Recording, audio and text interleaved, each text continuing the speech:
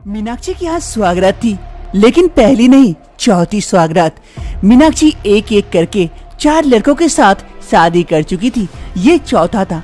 उसके कोई बच्चे नहीं हो रहे थे, जिस कारण वो हर पति को डिवोर्स दे देती थी। मीनाक्षी काफी अमीर परिवार की लड़की थी, जिस कारण सभी कोई उससे शादी करना चाहते थे ऐसो आराम के लिए। अरे मीनाक्षी, मैं तुम्हारे लिए गुलाब लेके आया हूँ, ये लो, ये तुम पर खूब जचेंगे। ये सब पुराना हो गया है, मैं पहले भी ये सब देख चुकी हूँ, तो ये सब तमाशा छोड़ो। आज हमारी स्वागरात है, तो उस बारे में सोचो। अरे मीनाक्षी, चिंता क्यों करती हो? मैं तुम्हें निराश नहीं करूँगा और हर वो खुशी ला कर दूंगा तुम्हें जो चाहिए। मुझे तो बस एक बच्चा चाहिए, इससे ज्यादा खुशी तो मेरे पास सब कुछ है। पैसों से सब कुछ खरीद सकती हूँ, बस माँ नहीं बन सकती। अरे मीनाक्षी, चिंता क्यों करती हो? मैं हूँ ना। हाँ, वो तो 1 महीने बाद ही पता चल जाएगा कि तुम मेरे लायक हो कि नहीं। 1 महीने बाद मीनाक्षी उस लड़के को डिवोर्स दे चुकी थी, क्योंकि मीनाक्षी प्रेग्नेंट नहीं हुई थी। अरे मीनाक्षी, ऐसे अगर हर लड़कों को तू डिवोर्स देती रही तो तू किसके साथ रहेगी? अरे माँ, वो लड़के मेरे लायक नहीं थे, मुझे एक खुशी नहीं दे सकते, तो उस लड़के के साथ रह के क्या फायदा? अरे कैसी खुशी हो सकता है तुम में कोई दिक्कत हो? तुम जाकर डॉक्टर दिखाओ, फिर पता चलेगा ना कि उन लड़कों में दिक्कत थी कि तुम में है। अरे नहीं नहीं भाग्यवान, ये क्या कह रही हो? मेरे बेटी में कोई दिक्कत नहीं है, दिक्कत तो उन लड़कों में थी। और हमारे पास इतना पैसा है, 5-10 लड़के तो बदल ही सकती है हमारी लड़की। हाँ, आपके चलते तो आपकी लड़की बिगड़ी है। अब संभालिए, हर लड़के को डिवोर्स दे देती है, न जाने किसके साथ घर करेगी और कितने लड़कों के साथ शादी करेगी। अरे हाँ भाग्यवान, तुम जाओ। मेरी लड़की को जब तक मनचाहा पति नहीं मिल जाता, तब तक वो शादी करे या कुछ भी करे, किसी का कुछ नहीं कहना है। हाँ, मैं भी देखती हूँ कब तक और कितने लड़कों से ये शादी करेगी और ये सिलसिला कब खत्म होगा। एक रोज मीनाक्षी वॉशरूम आती है, उसे वोमिटिंग लगती है। मीनाक्षी की माँ ये सुनकर जल्दी से वॉशरूम में आती है। अरे मीनाक्षी, क्या हुआ? तबीयत तो ठीक है ना? अरे हाँ माँ, तबीयत तो ठीक है, अचानक से वोमिट लग रहा है, लेकिन हो कुछ नहीं रहा है। अरे मीनाक्षी, खुशखबरी है, तू माँ बनने वाली है। क्या? सच में मैं माँ बनने वाली हूँ? मतलब मैं प्रेग्नेंट हूँ? हाँ, सच में तू प्रेग्नेंट है और तू माँ बनने वाली है। ऊपर वाले ने तेरी बात सुन ली और तुझे सही पति दे दिया। आखिर ये कैसे संभव है? 4-5 शादियाँ करने के बाद भी मीनाक्षी प्रेग्नेंट नहीं हो पा रही थी, फिर अचानक से कैसे वो माँ बन जाती है? जानने के लिए कुछ समय पहले चलते हैं। एक रोज की बात है, मनोज, राजेश और दीपक तीनों एक चाय के ढाबे में आते हैं चाय पीने के लिए। तीनों दोस्त थे और तीनों ही मीनाक्षी के पति रह चुके थे। अरे मनोज, हमने मीनाक्षी से शादी करके बहुत बड़ी गलती कर दी। हम लोग पैसे की लालच में आकर उससे शादी तो कर लिए, लेकिन बेइज्जती होकर उससे डिवोर्स हो गई हमारी। अरे हाँ यार दीपक, और क्या बताऊं, उस लड़की में ही कोई दोष है जिस कारण वो प्रेग्नेंट नहीं होती है और दोष हम पे निकाल के हमें डिवोर्स दे दी। ये तो हमारी बेइज्जती हो गई, हमें तो उससे बदला जरूर लेना चाहिए।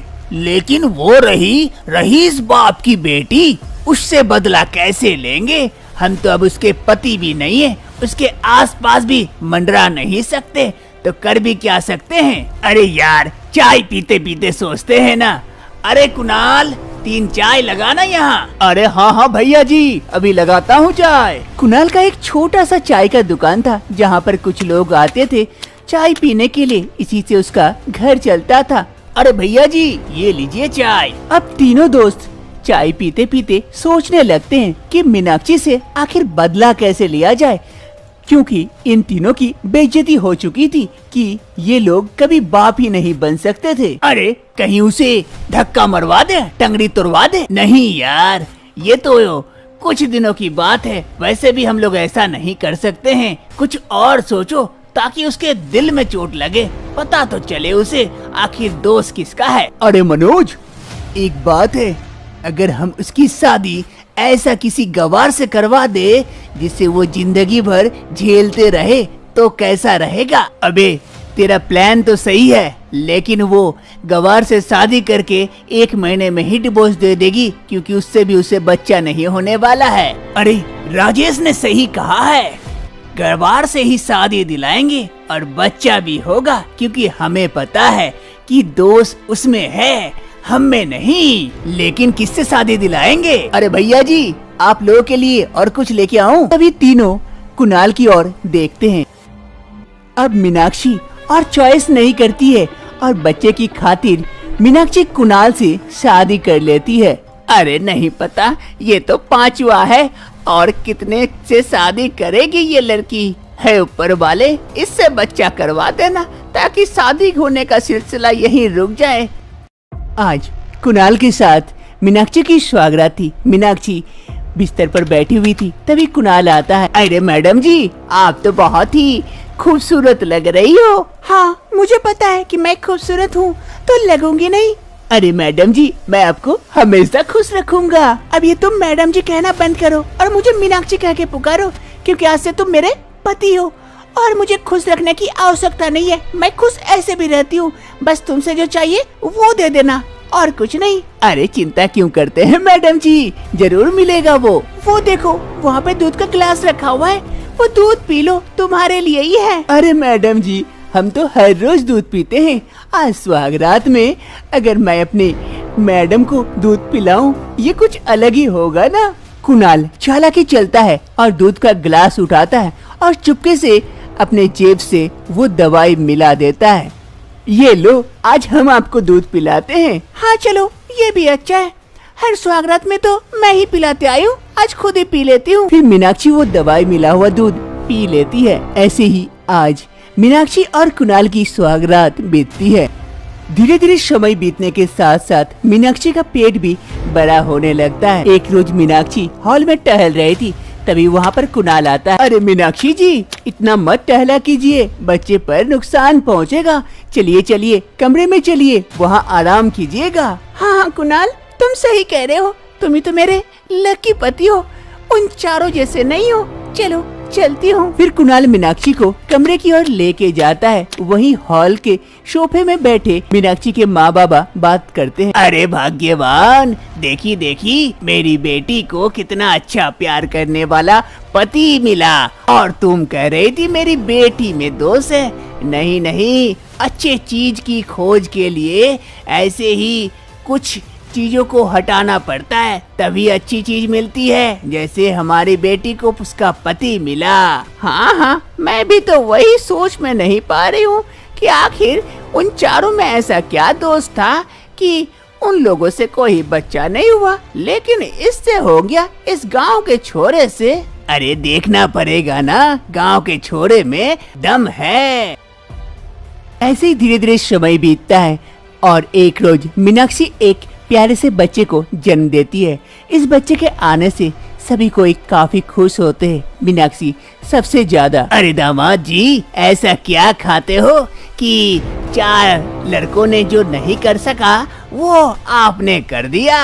मैं अरे कुणाल देख, तेरी इज्जत का सवाल है और तू इस छोटे से दुकान से एक बड़ा सा घर का मालिक बन सकता है। लेकिन एक बात का ध्यान रखना, ये दवाई हर रोज उसे खिलाते रहना पूरे 1 महीने तक, वरना तू 1 महीने में ही लात मार के निकलवा जाएगा और हमारी तरह बैठकर यहीं पर चाय पिएगा। चाय तो तू पिएगा नहीं, हमें ही चाय देगा। अरे नहीं नहीं भैया जी, हम अपने मन से उसे दवाई छुप के खिला देंगे ताकि हमारा बच्चा हो जाए और हम वहाँ पर राज करें। इस गरीबी से परेशान हो चुके हैं, हर रोज की किचकिच से। वहाँ अमीरों जैसा रहेंगे, महल में खूब सारा खाना खाएंगे और मखमल वाले बिस्तर पर सोएंगे। अरे ससुर जी, छोड़िए ना।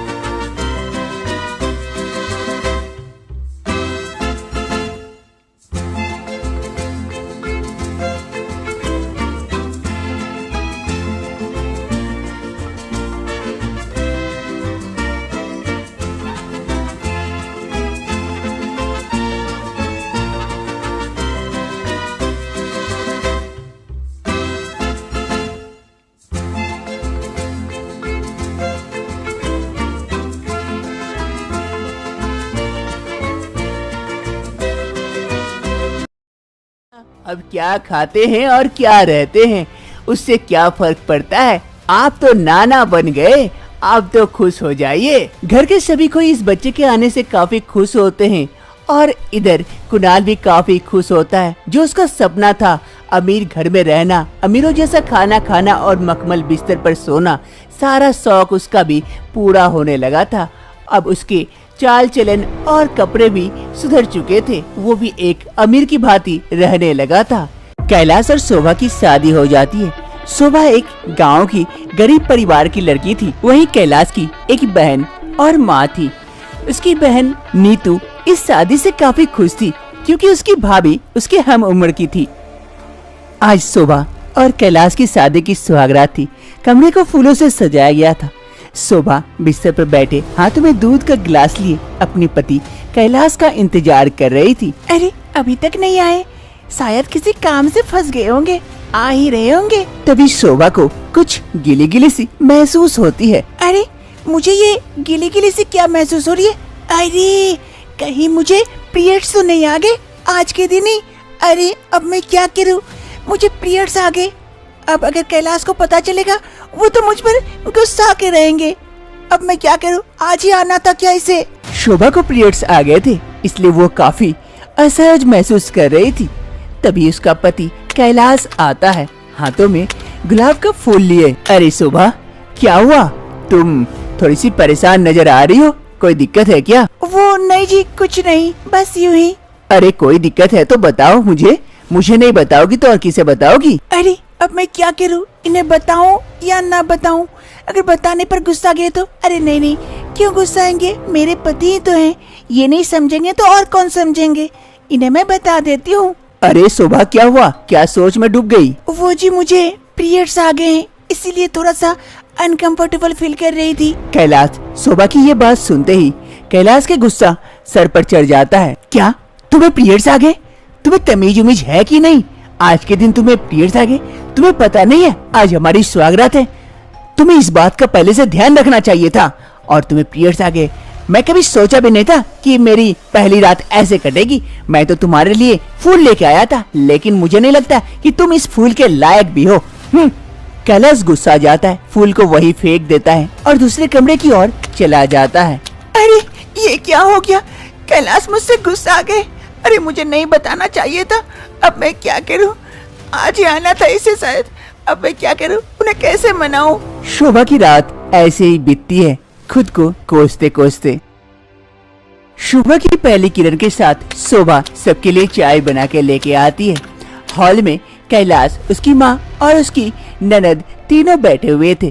गुड मॉर्निंग, आप लोगों के लिए चाय बना के लेके आई हूँ। अरे वाह भाभी, आप चाय बना के लेके आए, लाइए लाइए, आपके हाथों की चाय पी के देखो कितना टेस्टी बनाती हो। हाँ हाँ नीतू, पी के देखो तब बोलोगी। शोभा सबको चाय सर्व करती है, तभी कैलाश के पास जाकर कहती है, कैलाश जी ये लीजिए चाय। अरे रहने दो, मुझे नहीं पीना है तुम्हारे हाथों का चाय, मैं जा रहा हूँ, ऐसे भी मुझे काम है कुछ खास, तुम ही बैठ के पी लो इनके साथ। ये कहते हुए कैलाश वहाँ से चला जाता है। अरे भाभी, भैया को क्या हो गया, वहाँ पे गुस्साए हैं क्या?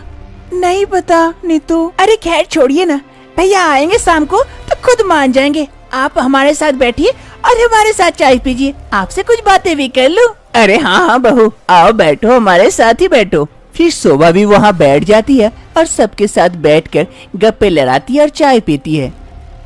शाम का वक्त हो रहा था। कैलाश के कुछ दोस्त आए हुए थे कैलाश के घर। अरे कैलाश, तेरी शादी हुई है? नहीं, भाभी के हाथों से कुछ नहीं खिलाएगा? हाँ भाई, भाभी को तो बुला, उसे तो देख लूं कैसी भाभी लेके आया है हमारे लिए। अरे रुक, अभी बुलाता हूँ, कुछ लेके आने के लिए कहता हूँ। अरे सुबह जरा मेरे दोस्तों के लिए कुछ नाश्ता वगैरह का प्रबंध करो।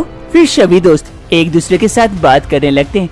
तभी शोभा समोसा लेकर वहाँ पहुँचती है। ये लीजिए, आगे गर्मा गर्म समोसे अपने हाथों से बनाई हूँ, खा के देखिए। अरे कैलाश, भाभी तो मस्त, लेकिन अरे आशीष, क्या हो गया तुझे? बोलते बोलते चुप क्यों हो गया? अरे कैलाश, भाभी को पीरियड्स आए हैं क्या? अबे मेरी बीबी को पीरियड्स आए, तुझे कैसे पता? अरे यार, तू भी देखेगा तो तुझे भी पता चल जाएगा, देख तो एक बार उधर। फिर जैसे ही कैलाश और संतोष शोभा की तरफ घूम के देखते हैं, देख कर शॉक्ड हो जाते हैं क्योंकि शोभा के कपड़ों में दाग लगा हुआ था। पीरियड्स के। अरे आशीष चलते हैं यार, बाद में कभी आएंगे कैलाश। हाँ यार चलते हैं, मिलते हैं कैलाश ऑफिस में। ये कहते हुए कैलाश के दोनों दोस्त वहाँ से शर्मिंदगी से चले जाते हैं और इधर कैलाश काफी गुस्सा आ जाता है शोभा की ये हरकत देखकर। अरे शोभा, तुम्हें थोड़ी सी तमीज भी नहीं है, सबके सामने आ गई तुम ऐसे दाग लगा के, तुम्हें घिन नहीं आती है मेरे दोस्तों के सामने मेरी बेइज्जती कराते हुए? छी,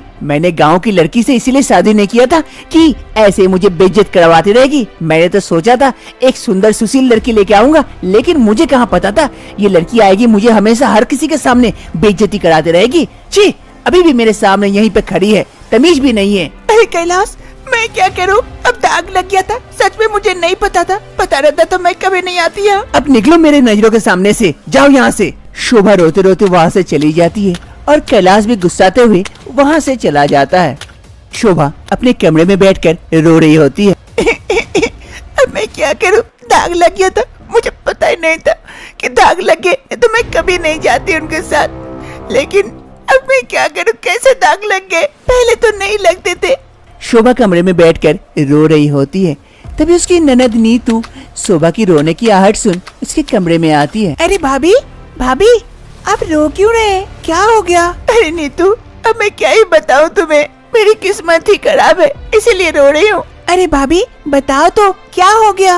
वो नीतू, आज तुम्हारे भैया के कुछ दोस्त आए थे और मैं नाश्ता लेके गई, लेकिन मुझे पता नहीं था मेरे कपड़ों में दाग लग गए थे और वहीं पर तुम्हारे भैया ने मुझे सबके सामने सुना दिया। अब मुझे कैसे पता, नहीं पता कैसे दाग लग गए मेरे कपड़ों में। अरे भाभी, आपके कपड़ों में दाग कैसे लग गए?